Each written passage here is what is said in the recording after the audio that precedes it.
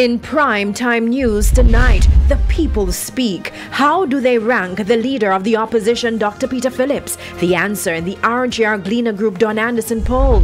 Opposition turns up the pressure as scandal rocking Ministry of Education deepens.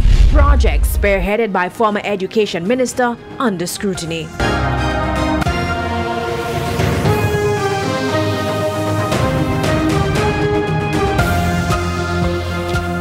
Good evening and welcome to Primetime News, on air and online at onespotmedia.com. I'm Herman Green. And I'm Janella Precious. Also this evening, the top business news of the day, and Andrea Chisholm is here with a preview. Andrea?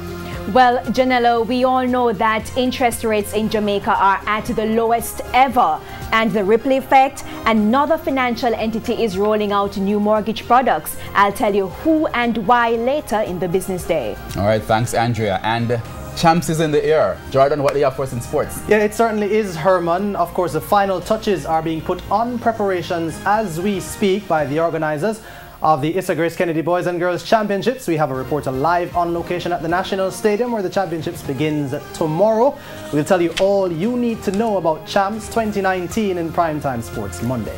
Looking forward to that. Also this evening we have we have weather as well as sports commentary and E-Prime.